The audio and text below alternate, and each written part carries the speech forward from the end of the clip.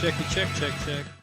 Well, that is why you always check before you go live. What's going on, everybody? Welcome to the Cover Band Confidential podcast, coming to you live in a streamy kind of way from Atlanta, Georgia, in apparently a white brick structure. I'm Adam Johnson. And coming from Greensboro, North Carolina, in just my plain old house, Dan Ray. So a couple, well, actually not a couple days ago, literally a day ago, I posted my my video about how to do live streaming.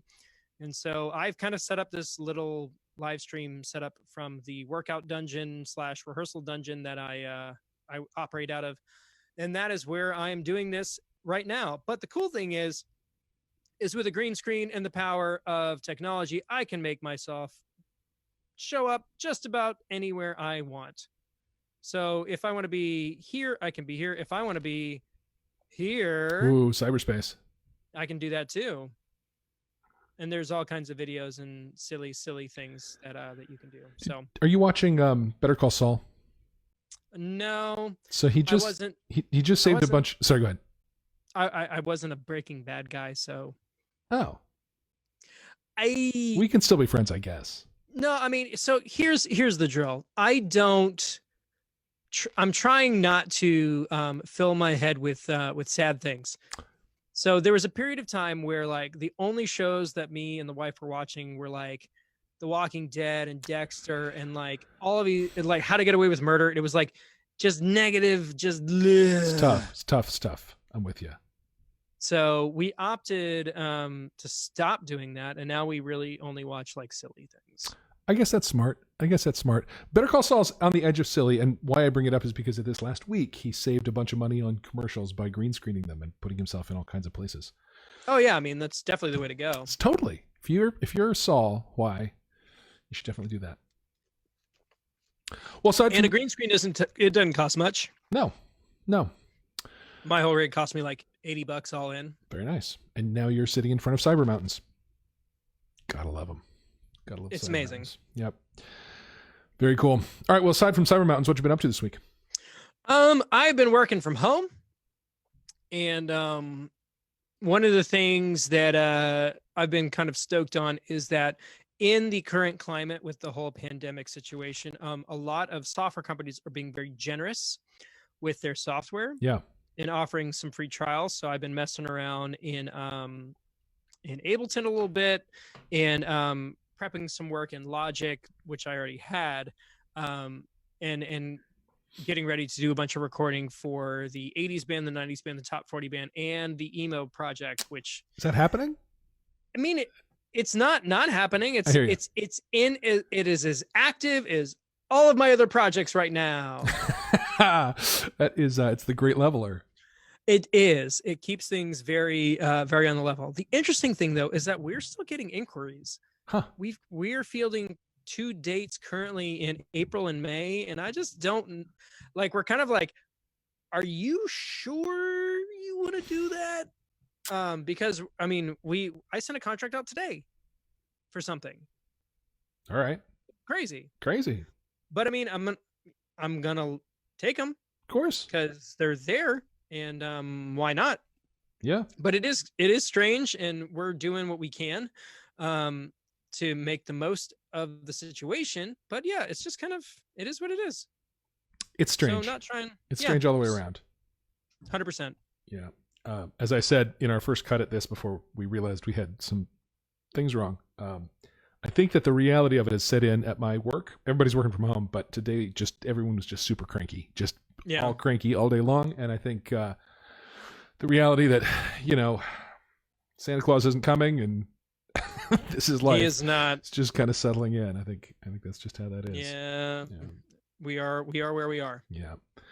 Yeah. On the other hand, the one other cool thing that has happened is I have picked up what appears to be a standing live streaming gig, very much like this, where I will guest in various musicians from around the area. I think that when we were talking to Mike Schulte a couple weeks ago, he had that idea or mentioned, I don't know when he had it, but he mentioned it, I think, on that episode that we did with him. And I thought about it a lot. And then I did I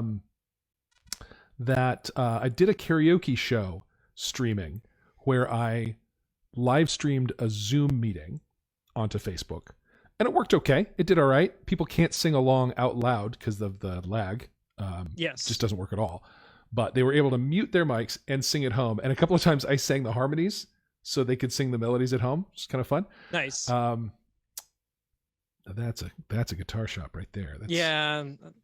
I think I'm good now. Yeah. Let's stick with that one, I guess. Yep. Anyway, the point is, it prompted me to figure out this whole live streaming thing, and I want to walk you through my rig for it and my setup for it on this episode. Is kind of what we want to do here. And I know you've done some work to get yourself set up too, and so right. Whatever else. For those of you who haven't checked it out, I did post a video on the YouTube channel about the way that I've got my rig set up. And really, the difference between what I'm doing and what Dan is doing is very minimal. I just think it's kind of like the end result, like what we're going for. Yeah.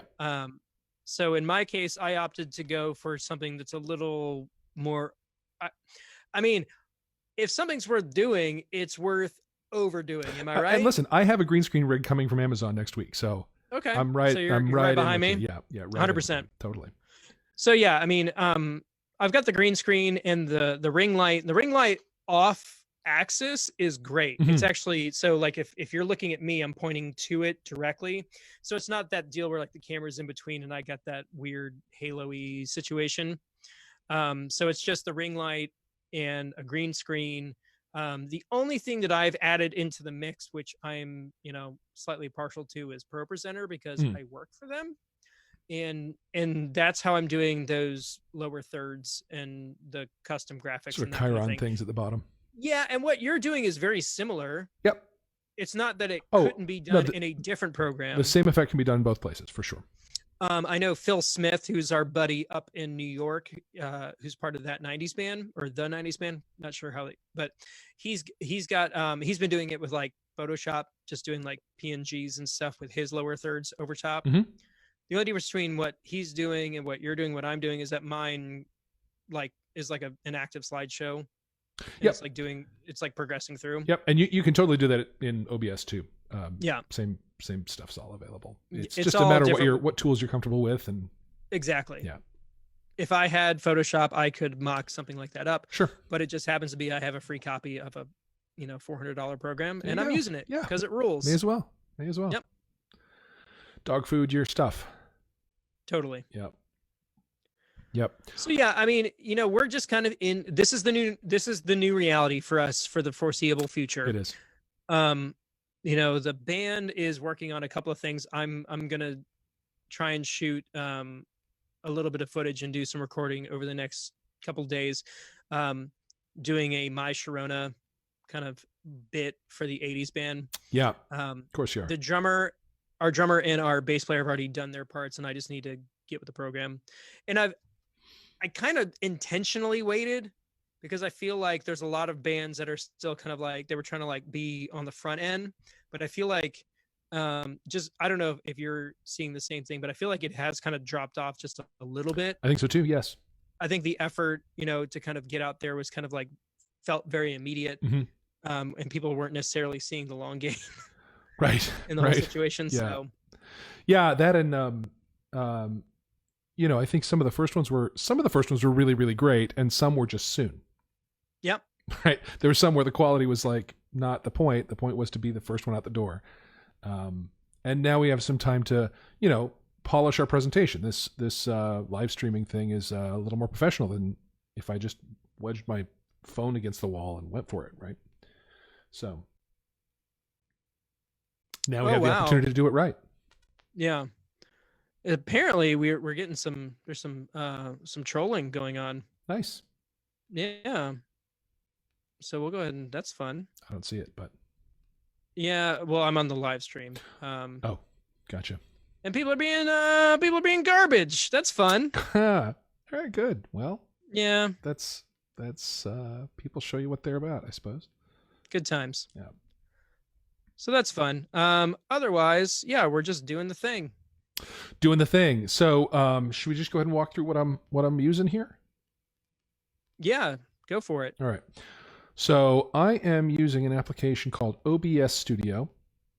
and this is its website.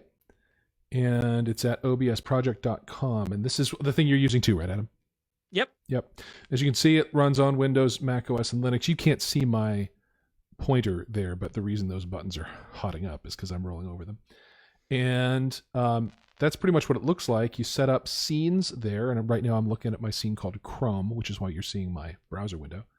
Mm-hmm. And then you input, you're not, of course, Adam, but, well, you might be on the live stream. It might have caught up with it by then. Yeah. You insert these sources here, and it can take sources from webcams or images or text or video or audio input. It can just take a whole bunch of different things. Yeah. And then all the audio pieces end up here where you can mix them. It's a live mixer, and then you can configure your transitions and manage your streaming and whatnot. It's very, very flexible and very powerful. And I've had a lot of fun messing around with it. It knows already how to stream to pretty much anywhere you would want to stream to, Facebook or Twitch or YouTube or anything like that. And it actually ends up being a pretty darn professional thing. So I sat down in it and I created quite a number of scenes. So I made this scene called Wait. That is what I put up while Adam and I are looking at each other saying, okay, for real, let's go. Okay, let's go. Okay, let's go. Yep. I made a scene called Two Heads, which is our two heads. And by the way, I have our logo down here in the corner of all of them. Here's a pro tip for OBS. You can copy and paste items in the sources table, and you don't have to reposition them. You can paste it onto another scene, and it pastes right in the same spot. Nice. It's a great little trick. Anyway, this is my two heads. And then I have standalone of both me and Adam. Now, here's the deal with what's happening with Adam right now. I know it looks like he's just sitting in a guitar store. In fact, Adam and I are on a Zoom chat. Yep. So I have Zoom open in my second window. It's over this direction. And it's full screen.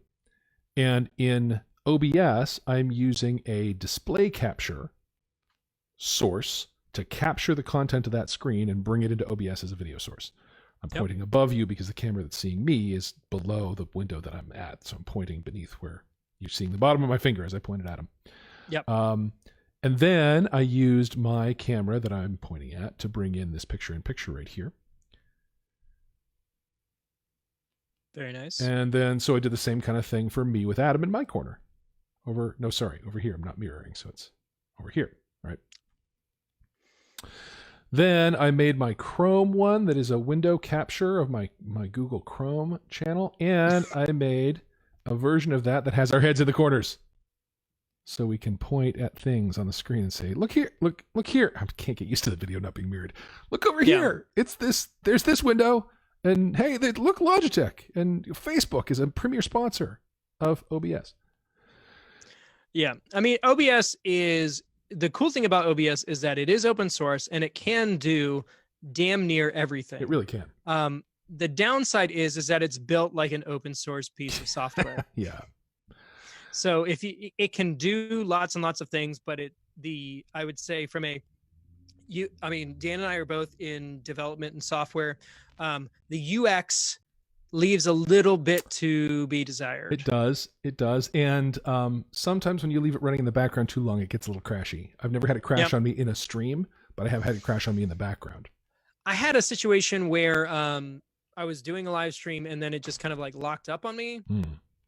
But that was, I don't know exactly what the cause was, and I haven't had an issue since. It's just one of those things, I suppose. Yeah.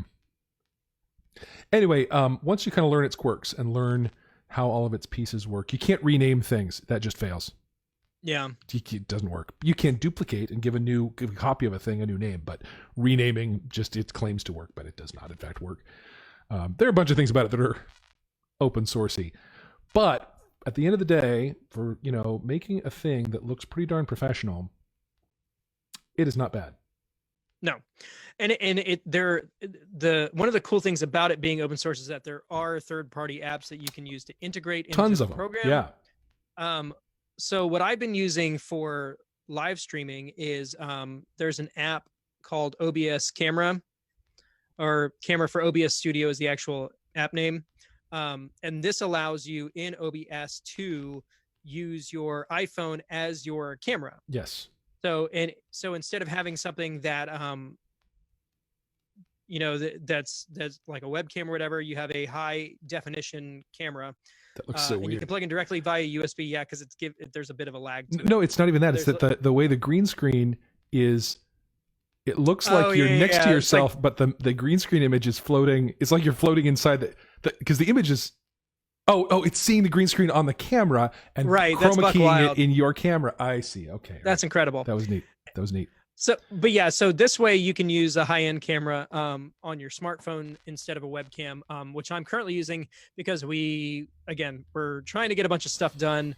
And we, in my house at least, we were having some issues getting young ones to bed. So that involved the vacuum, interestingly. Well, yeah, a wet vac. Oh. Yeah. We're doing the best we can. Look, we're all getting through in this life. Yeah. But the thing that's been really interesting is that, so I posted the video from my live stream video deal on YouTube, and I actually got approached by a company that wants help consulting on doing like a series. So, kind of getting out of the thing that we're doing right now, which is just kind of like from a business standpoint, like a lot of people think, why should I say anything? Because it doesn't really matter. And there's plenty of other people who know more about this than I do, and yada, yada, yada. But the fact of the matter is that I saw an opportunity, I made a video and I posted it. And by creating content and putting it out there, you are establishing yourself as a person with authority. Yeah. Who knows things. And by doing that, and we don't know anything about that. No, we started this podcast not knowing, I'll say this. I have been listening to this podcast from the beginning. Me too. And we had our interview with Jamie Vandera last week, and I listened to it, and it was a good podcast. It's a good podcast. It wasn't just that we did a good job, but like from a podcast perspective, it was a good episode of a podcast that I would listen to. Yep. And so, it is what it is, but like, yeah, we have become authorities in that process, I guess. Crazily enough, we have. Yeah.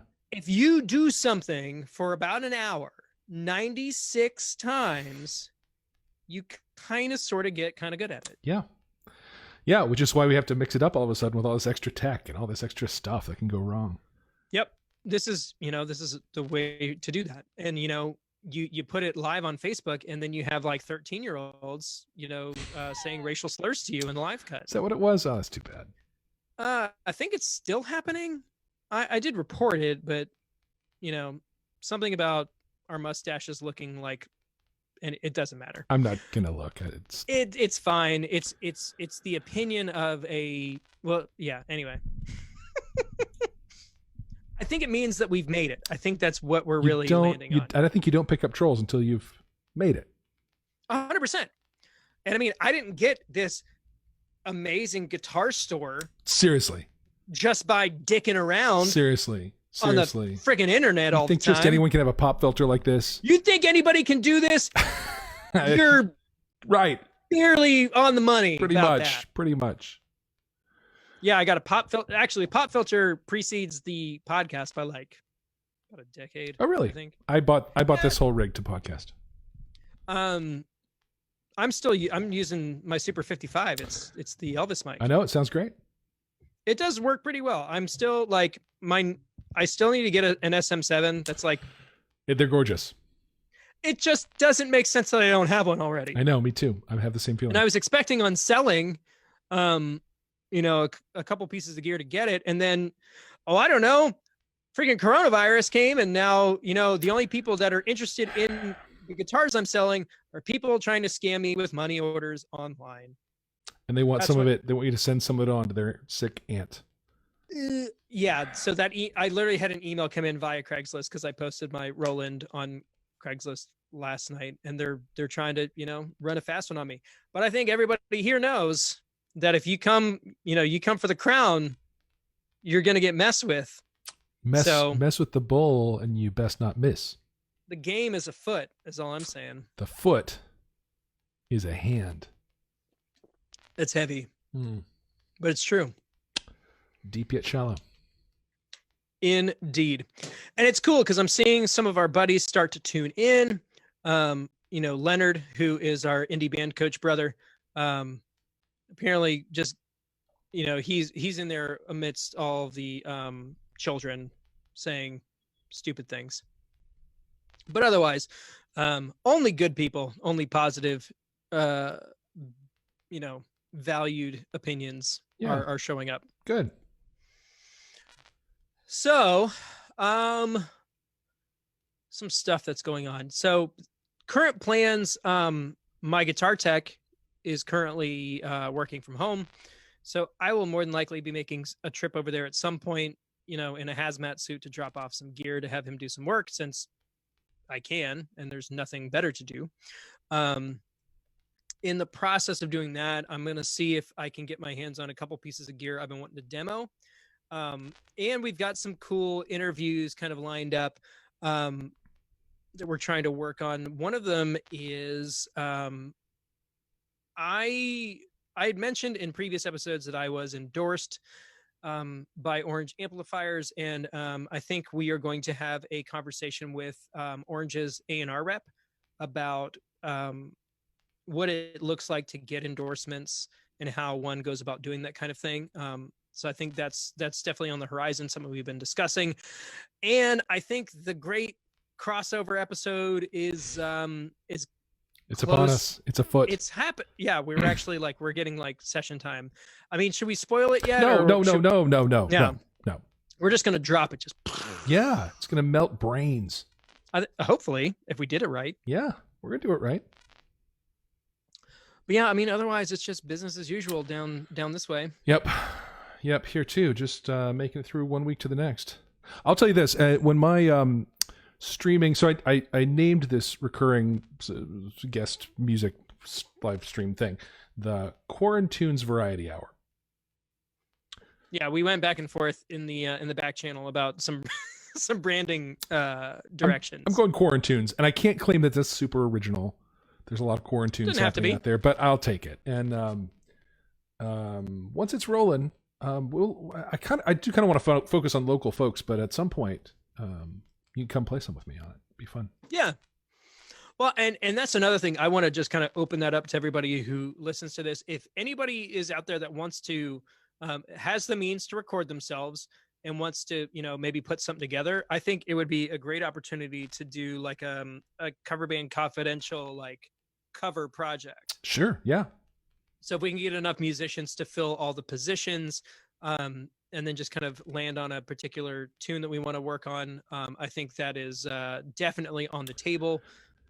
We could also pick a song. A good excuse. We could also pick a song and have people independently interpret it. We can have everybody post there. Yeah, like a challenge almost. Yeah. What would we do? Long Train Running. Probably not. Something you can do acoustic or on keyboard or alone. What about Down with the Sickness?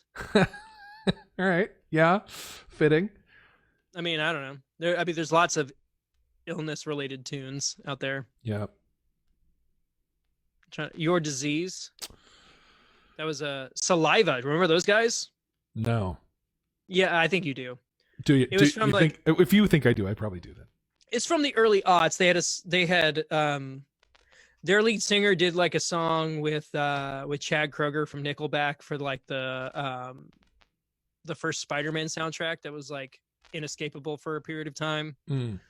They had a song called Click Click Boom. I remember that. I do remember that. Click Click Boom. Yeah. That was them. They had a song called their their lead single was a song called Your Disease. It was a good song. As good as early aughts butt rock could be. Right. Was never really my genre, but I was. I mean, it was around. I was in college in that era, bands like Trapped. Have you been keeping up with that whole Trapped thing? Have you been? No, it's super not my genre. There's some Twitter shenanigans going on with the band Trapped right now. The only thing that is more outrageous than the Trapped Twitter fiasco is Tiger King on Netflix. Have you started watching it yet? I'm all the way through it. How long? It took you approximately 48 hours to just drink that nightmare juice in, right? Stop to finish, it was about exactly 48 hours. Yeah. Amazing. And here's what's amazing about it is only a few of those people are from Florida. Yeah. Every one of them, I would have sworn, I would have bet my eye teeth, were Florida, man. They were all from Florida. Yeah. I'll say this, because Tiger King is inescapable. Yes. So much so there's a shirt company that I follow. I don't know if I talked about the leg lamp shirt that I wore for Christmas. Oh yeah. A company called Roosevelt's. The Roosevelt's make it, and they just released a pre-order for a Tiger King like button-up shirt that's completely ridiculous. So I mean, I'm just seeing it everywhere, but like big takeaways are as follows. The fact that the drug dealer who definitely killed somebody is easily one of the most likable people in the series. Yeah. The fact that Carol Baskin killing her husband was like a weird, just kind of subplot in the giant nightmare factory that entire like set of episodes was. Here's my thing. Here's my thing. Yep. One of your employees, first of all, gets her arm bit off by a tiger. 100%. Your first thing is you put on a paramedic costume. Mm-hmm. Yeah. Seems perhaps not the priorities I would have. The word I would use is gauche. That is too fancy a word. I need like tacky. But the other one that really jumps out at me is how Jeff Lowe can be somehow the least likable person in that group of unlikable people is pretty impressive. I mean, you can just tell a snake. Yep. And the thing we should be talking about is the country records, obviously. Okay. So, I mean, obviously the first time there's a video or him, my very first thought is, okay, who's singing that? It was not him singing that. No way. 100%. And then it came out later that he'd like scammed somebody into writing music for free for the reality show that was going to be happening that never happened. And they were like, well, I guess that never happened. Whatever. That can't pay our rent with that exposure, those exposure bucks. And then it turned out like he published them under his own name. Yeah. They're bad people. Bad people. Here's what I enjoy though, is that if you had made that documentary, you could not have picked a better week in the history of the human species for it to drop on Netflix. Absolutely not. The other thing is that if you had made a TV show about something like this, you wouldn't have cast the people that were in the real life. No. It would have been like, it's too much. No one's going to believe this. Yeah. No. Yeah. Apparently there is a scripted show about it coming that was cast and went into production like months ago. I know David Spade has been interviewing cast members on his YouTube stuff, and they're all pretty certain that he should play Joe Exotic. It's a slam dunk to me. Yeah. I mean, he's basically Joe Dirt is the prototype pretty much for Joe Exotic. Somebody called Joe Exotic Joe Dirt in the last episode, I think. Yeah. I mean, basically. Yeah. It's a mess. Yeah. I mean, other than that, just watching live videos of bands and feeling just nostalgic. I'll tell you this. I found another live video of Chelsea Grin, that deathcore band that I've been just completely obsessed with. All right. So I sent you that video, and Recreant is the song that I keep like leading with. This was a 2019 live video of them playing Knot Fest in Mexico. Do you know what song Recreant was? No. The first one. They started with that song. All right. And then they played for another hour. Wow. Just imagine as a drummer going out there and doing all of that stuff with the feet and whatever, and then you're not done. I'll tell you this: the only thing that was more impressive than that was I've seen David Lee Roth probably 3 or 4 times. Every single time he played with a solo band, you know what his first song was? Hot for Teacher. Imagine walking out on stage and opening with Hot for Teacher. And it's got to go up from there. Well, I mean, it does, but like as you're like the drummer walks out and he's like, okay, like that's the first thing he does out of the chute. Well, the guitarist, I mean, there's nothing sat back about that one. Yeah, it's funny. And then other than that, just general fun stuff. I sent you that link that Steel Panther is coming up with a new pedal. Did you? I did. It's a great sounding dirt box. That's the only issue that I have with the whole situation. Yeah. Like, his what's his guitar? The guitar Satchel. Thank you. Yeah. AKA Russ Parrish. All right. He has a real name. What? I can't. No, Satchel.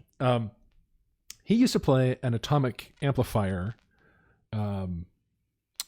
modeler, which I was my first modeler too, and I bought it before I found that out about him. But then part of it was like, I think actually I did all my research, was very interested in all the whole things, and then that one the amp quality is very, very high in that tech, and I ordered it, and then I found out that he was playing one, and I just like listened to everything they did, and my wife was like, I can't. What are you even looking at? What? So A, this is not your genre. 2, what the heck is happening at these shows? And I'm like, seriously, honey, I'm listening to the guitars. That's all I care about is the tone. Nothing else is happening here. I mean, they have pretty wild shows. That's kind of what they're known for. Yeah, it's their thing. So Russ Parrish actually had a pretty solid career outside of playing that character. He was in Paul Gilbert's solo band. He played in Rob Halford's solo project when he was out of Judas Priest. He got his big, I think he first kind of landed on the scene. He was playing guitar in the Atomic Punks, which is the LA based Van Halen tribute. And then that spun off into doing what was then called Metal Shop, which then became Metal School, spelled SKOOL. Naturally. And then when they signed their deal, I think with Universal, they switched to Steel Panther. But you can't, I mean, God, those guys are stupid, just insanely talented. And for lack of it, but I mean, they're a cover band up until like very recently, and they still do those, they still cover a bunch of tunes, playing out. So yeah. Well, and they're a genre band the same way that you are. They're, they've got some originals, but really what they're doing is tributing a genre. 100%. Yeah, it's pretty cool. Well, listen, I think for a first live stream, this went pretty darn well once we got our false start out of the way. Yeah, I mean, you got to kind of like work through the kinks, and then you do what you got to do. Yeah. And because of this situation, we'll probably continue to do these. It doesn't seem very hard to do now that we know how to do it. That's right. We should continue. That's right. And I can edit it in live and make a whole show out of it live. Here I am cutting between us live as we talk. Yeah, puts names to faces and all that good stuff. So it's very important, so nobody thinks that I am Pendulette. I don't know where that came from, but I don't. No one has accused me of looking or sounding like anybody else. So and you're way more talkative than Teller. So. Mm-hmm. Much to your chagrin, I suppose. I will tell you, when I started playing in Cold Iron Ray, I very much enjoyed that I could talk about my partner Taylor. Yeah. Because that's a thing Pendulette says nearly. Yeah. Well, ladies and gents, thank you so much for tuning in. We are very grateful for each and every one of you. I can point to you now since you can see me. That's right. Poke you in the nose. For those of you listening, please feel free to reach out, hit us up on the emails, coverbandconfidential@gmail.com. Join the group. We are 2 members away from hitting 900 members in the Facebook group. Wow. And then if you haven't checked out the YouTube channel, please subscribe, because if we hit 100 subscribers, we can get like our own URL. So it's not like facebook.com/FG639er. Yeah. So we're looking to do that as well. And we're getting pretty close. So check that out. And I hope you're doing well. I hope you're taking the time that you've got working on new things and getting your situation all dialed in for whenever this is over. But until then, from Atlanta, Georgia, I'm Adam Johnson. From Greensboro, North Carolina, I'm Dan Ray. You have been watching / listening to the Cover Band Confidential Podcast, episode 96. Have a great week. Are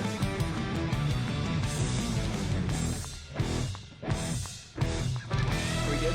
Still having? Still waiting?